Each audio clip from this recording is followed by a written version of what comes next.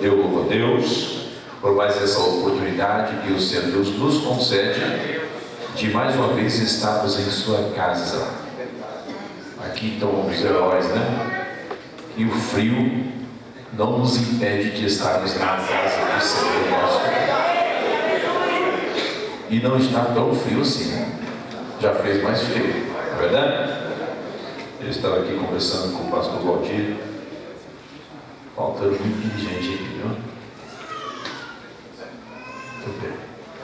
Mas o mundo dele está conferindo tudo isso daí.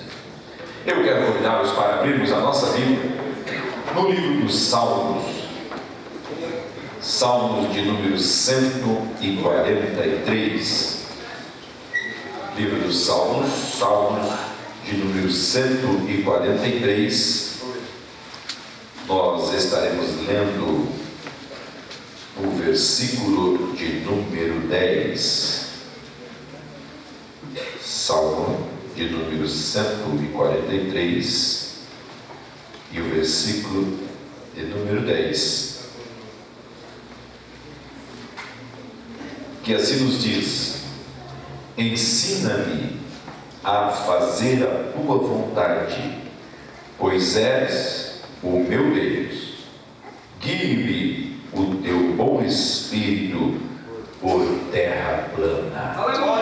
Amém. Uma certa feita, um centurião se aproximou do Senhor Jesus e contou-lhe a sua dificuldade. Ele disse que ele tinha um dos seus servos que estava moribundo, estava enfermo, e Jesus prontamente disse: eu vou até a sua casa para curá-lo. E aquele centurião disse: Senhor, eu sou homem sob autoridade e tenho alguns soldados que estão à minha disposição. E eu digo para um soldado: vai, e ele vai. Digo para o outro: vem, e ele vem. Diga para o outro: faça isso, e ele faz. E aquele centurião disse: Senhor, não é necessário que o Senhor se desloque até a minha casa, mas fala só uma palavra, e o meu criado ele vai sair. Fala só uma palavra, que o meu criado vai sair. E o Senhor Jesus disse: olha, nem Israel vi tanta fé como esta. E Jesus disse: olha, seja feito segundo a tua fé, a tua crença. E a Bíblia diz que naquele mesmo momento o seu criado sarou. Porque o nosso Deus é Deus de perto, mas é Deus de longe também. Mas nesse texto, o que me chama a atenção aqui foi o que esse centurião falou, dizendo: Senhor, o centurião, ele tem uma centúria, ou ele tinha uma centúria, isto é, ele tinha 100 soldados à sua disposição. Ou ele tomava conta de um grupo de 100 soldados, por isso é chamado de centurião. E ele disse para o Senhor Jesus: eu sou um homem sob autoridade, isto é, tem alguém que está sob mim, alguém que me dá ordens. Mas ele disse: mas eu também tenho alguns soldados que estão sob a minha autoridade. E o assunto que eu quero falar com os irmãos hoje, amados, é sobre submissão. O salmista aqui ele disse: ensina-me a fazer a tua vontade, pois és o meu Deus.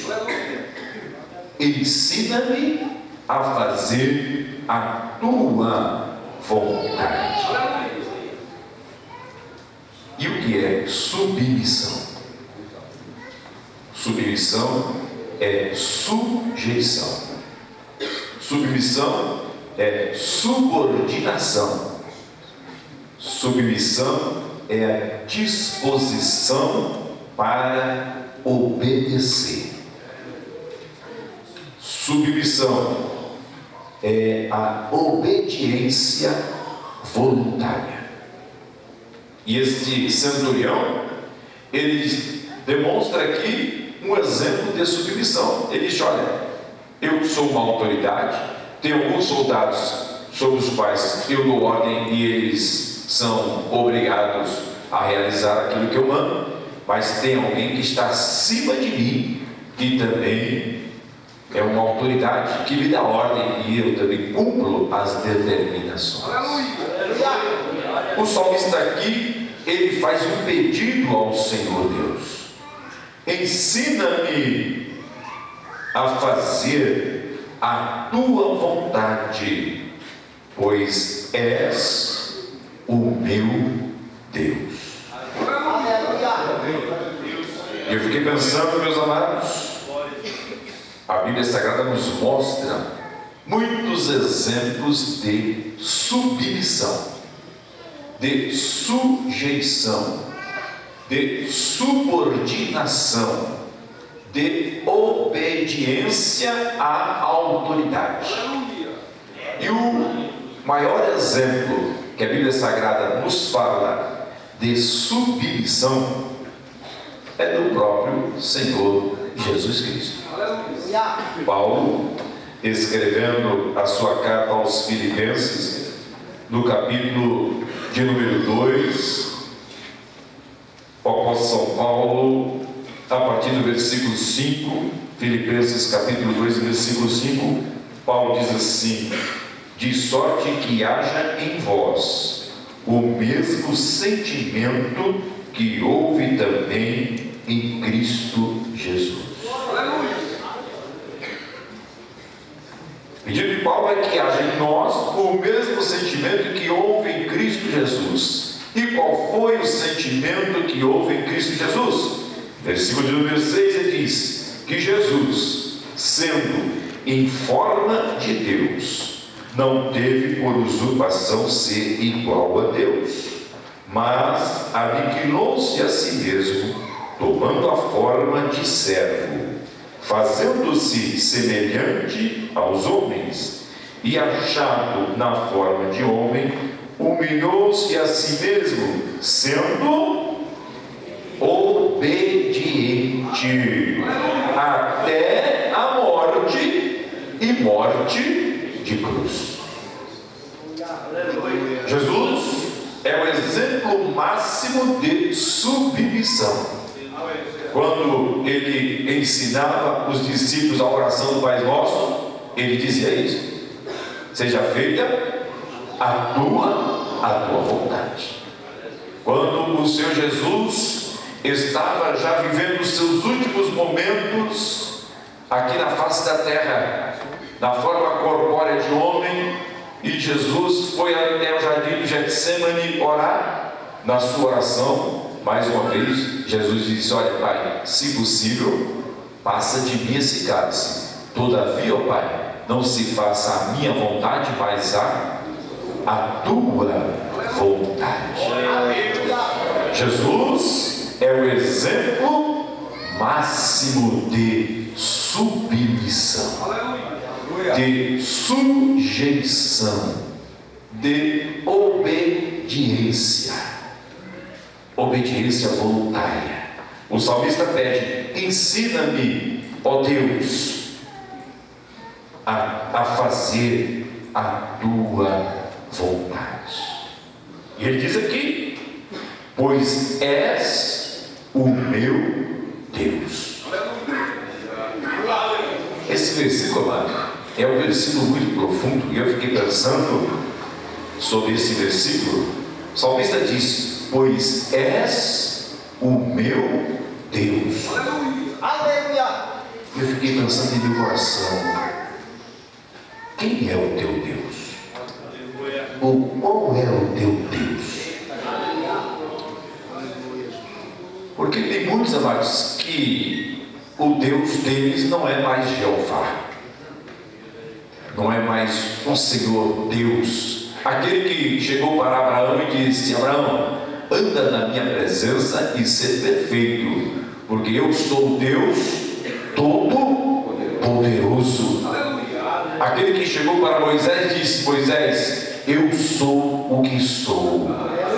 Aquele que chegou para Isaías e disse: olha, 43:13 diz Isaías, veja aqui, eu quero citar desde o começo. Ainda antes que houvesse dia, eu sou, e ninguém há que possa fazer escapar das minhas mãos. O Senhor Deus diz: operando eu, quem impedirá? Esse é o único e poderoso Deus, é o único Deus, Senhor nos céus e na terra, o Deus onisciente, o Deus onipresente, o Deus onipotente. Mas tem alguns, amados, que o Deus deles hoje é o dinheiro. O Deus deles é uma posição social, uma posição política. Tem muitos que o Deus deles é o seu patrimônio, é o emprego, é a família. Olha, e tem alguns que endeusa até pastor, endeusa até dirigente de congregação. Tem alguns deles que o Deus dele é a posição da igreja. Então, se tirar daquela posição, pronto, acaba, se desvia até da igreja, muda de igreja. O Deus dele é a posição eclesiástica. Quem é o teu Deus? O Senhor Jesus disse que nós não podemos servir a dois senhores. Não pode servir a Deus e a Mamon. Não. A Epístola de Tiago diz que na mesma fonte não pode gerar água doce e água salgada. Não. Quem é o teu Deus? Ainda é Jeová o teu Deus?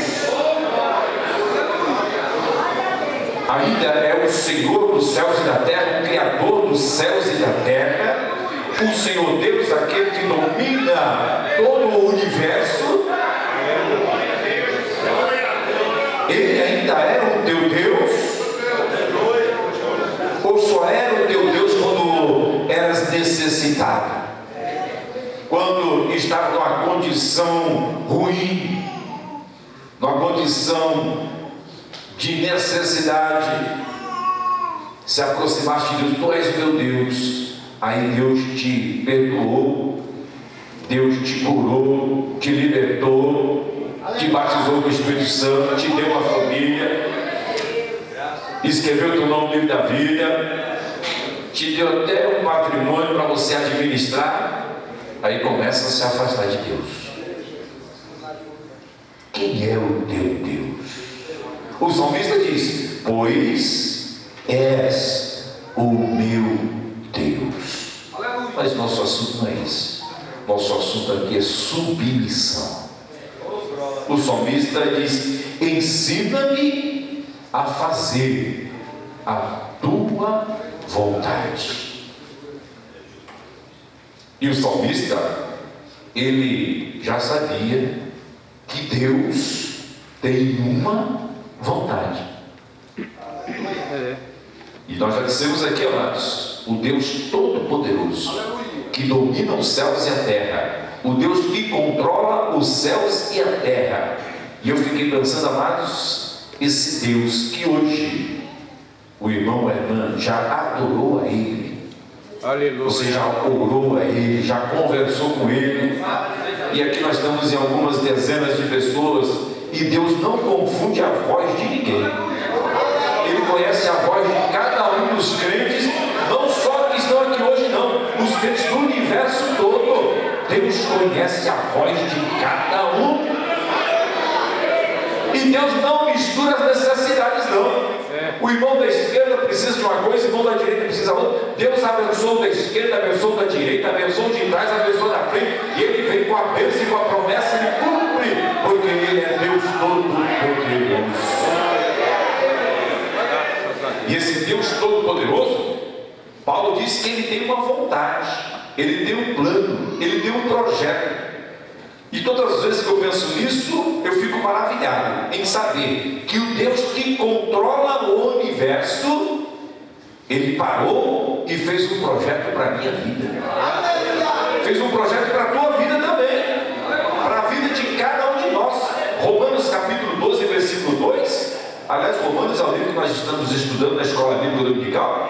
Paulo diz lá que nós não devemos nos conformar com esse mundo, mas transformar pela renovação do nosso entendimento, para que possamos experimentar qual seja a boa, agradável e perfeita vontade de Deus. Deus tem uma vontade, e a vontade do Senhor nosso Deus, ela é boa, perfeita e agradável. E a vontade de Deus para a minha vida é diferente da vontade de Deus para a tua vida. Para cada crente, Deus tem um projeto. Para cada crente, Deus tem um plano. Para cada crente, Deus tem um propósito. Para cada crente, Deus tem uma vontade. E o salmista aqui, amado, o que ele pede é: ensina-me, Senhor, me ensina a fazer a tua vontade. Me ensina, Senhor, a fazer a tua vontade. Ele sabia que Deus tinha uma vontade para a vida dele, mas ele disse: eu quero fazer exatamente a tua vontade. Me ensina, Senhor, qual é a tua vontade para a minha vida, porque é isso que eu quero fazer, é isso que eu quero realizar. Você pode fazer suas palavras do salmista essa noite? Aleluia, Deus. Jesus. Aleluia.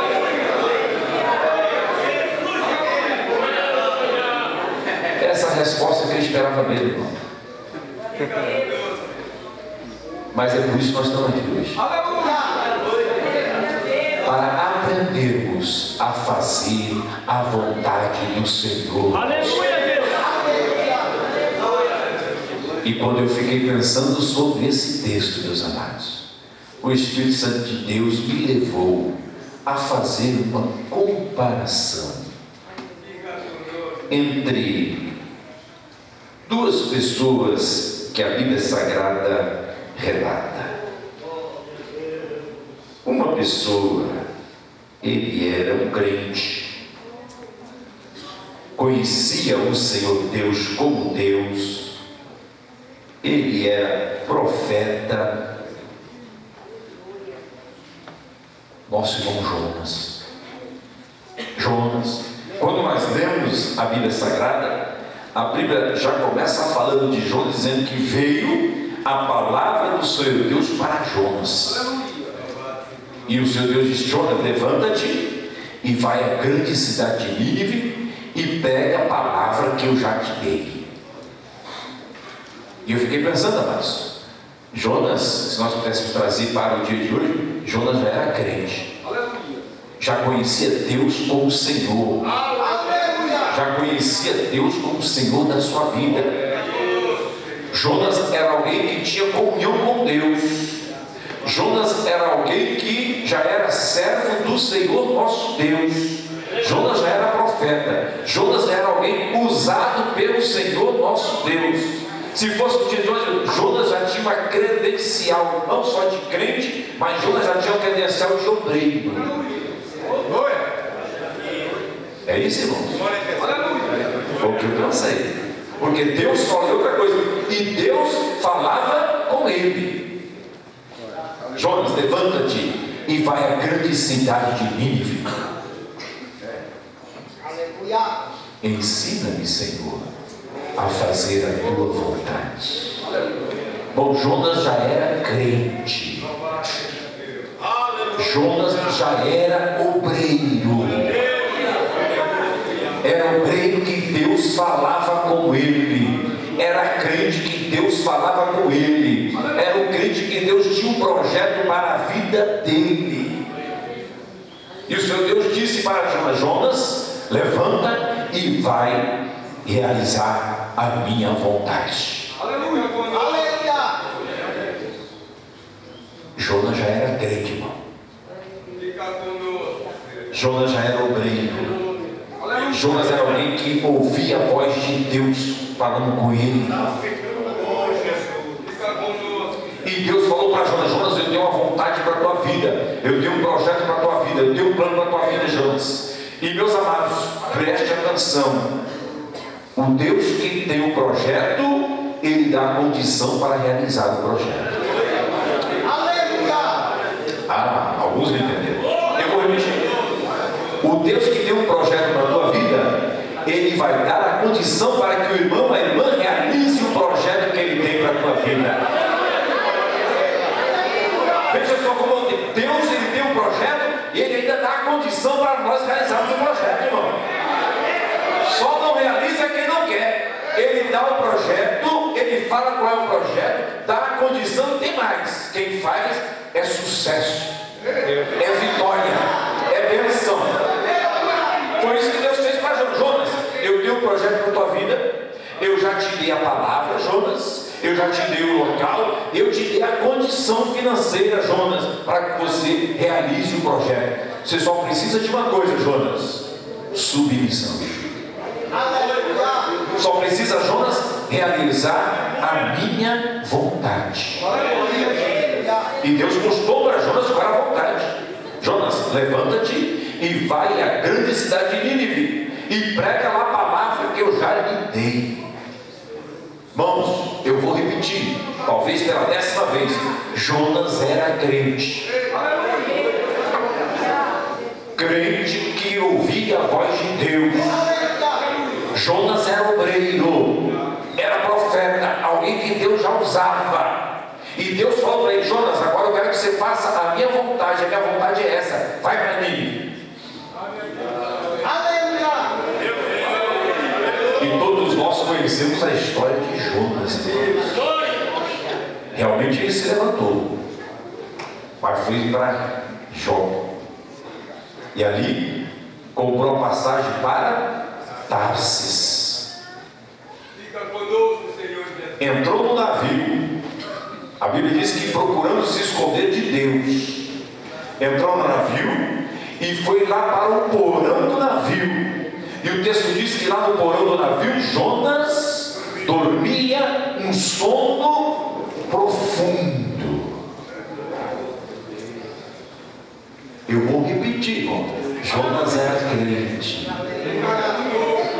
Aleluia, Deus. Alguém com quem Deus conversava com ele. Alguém que Deus falou para ele qual era a vontade divina para a vida dele.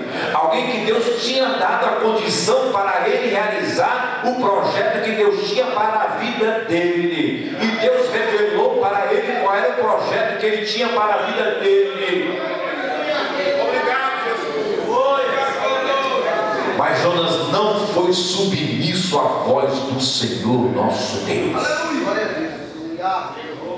Ensina-me, Senhor, a fazer a tua vontade, pois és o meu Deus. E Deus está falando mais uma vez nesta noite. Jonas já era crente, irmão. Conhecia Deus, mas não foi submisso à voz do Senhor nosso Deus.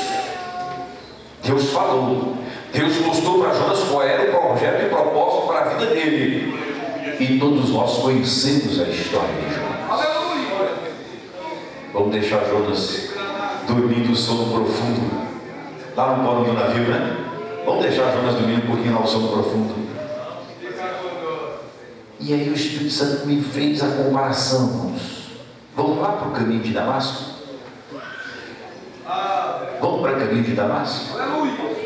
Indo no caminho de Damasco, ia um homem perseguidor daqueles que confessavam a Jesus Cristo como Senhor. Aquele homem era um homem que tinha autoridade. Ele tinha credenciais para mandar arrastar, mandar prender, mandar açoitar, mandar apedrejar todos aqueles que confessassem que Jesus era Senhor da vida deles. Alguém sabe o nome dele? Saulo de Tarso. Irmão, Saulo não era crente em Jesus. Saulo não era crente. E E Jonas era crente. Saulo nunca tinha tido encontro pessoal com o Senhor. Jonas era crente, irmãos? Deus tinha mostrado para Jonas que tinha um projeto na vida dele? Deus tinha dado a condição para que Jonas realizasse um projeto na vida dele? Mas Jonas não foi submisso a Deus. E Jonas era crente, irmão. Mas lá no caminho de Damasco ia aquele homem. E o propósito do coração de Saulo, se dirigindo para Damasco, era mandar prender todos aqueles que confessassem a Jesus como Senhor. O projeto dele é: eu vou para Damasco e lá eu vou mandar prender. Saulo não tinha tido encontro com o Senhor Jesus ainda. Saulo, se nós pudéssemos dizer na linguagem de Saulo, ainda não era crente, irmão. Mas a Bíblia diz que quando ele ia no caminho de Damasco, uma luz muito forte, que o resplendor era mais forte que o sol do meio-dia. Aquela luz forte apareceu e fez com que ele caísse no chão, ele fosse para o solo. Ele ouviu uma voz que dizia: Saulo, Saulo, por que me persegues? Lucas, que escreveu o livro de Atos dos Apóstolos, no capítulo de número 9, diz que este homem, que outrora era um homem, na linguagem de hoje, valentão, disse que ele estava tremendo e atônito, ficou tremendo lá no chão, caiu no chão, tremendo, e ele pergunta: quem é, Senhor? Já chamou de Senhor. Portanto, Saulo era o servo. Quem é, Senhor? E Jesus respondeu: eu sou Jesus, a quem tu persegues. E Saulo diz: Senhor, que queres que eu faça? Ele estava dizendo: Senhor, qual é a tua vontade para a minha vida, Senhor? Bom, Saulo ainda não era crente, irmão. Quando Saulo teve encontro com o Senhor Jesus, ali no solo ainda, ele chama o Senhor Jesus de Senhor e já diz: Senhor, qual é a tua vontade para a minha vida, Senhor? Senhor, ensina-me a fazer a tua vontade, Senhor. Senhor, o que queres que eu te faça, Senhor? Naquele momento, Saulo já se colocava em submissão. E eu quero caminhar para o término, meus amados, dessa mensagem. Saulo não era crente ainda. Saulo não tinha tido encontro com o Senhor Jesus ainda.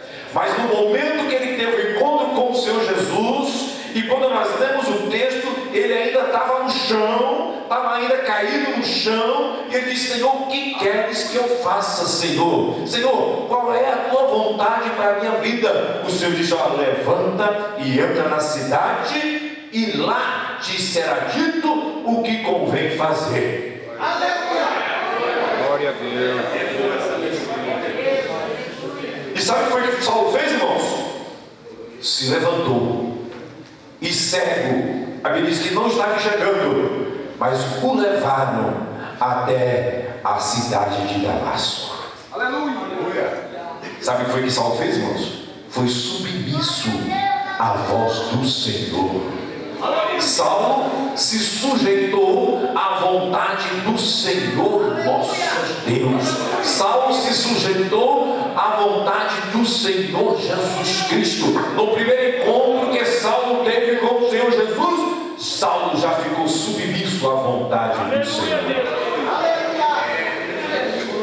E Saulo, irmão, ainda não era crente, mas se submeteu à vontade do Senhor. Interessante que eu fiquei pensando nesse texto, é que o Senhor não disse para Saulo: Saulo, você entra, que eu vou fazer de você um grande pregador, eu vou fazer de você um grande missionário, eu vou fazer de você um grande ensinador, eu vou fazer de você, olha, um grande escritor. Não, ele diz: entra na cidade e lá te será dito o que você vai fazer. Ele não revelou um plano imediato para a vida dele, só disse: entra na cidade. E Saulo foi submisso à voz do Senhor nosso. Ensina-me, Senhor, a fazer a tua vontade.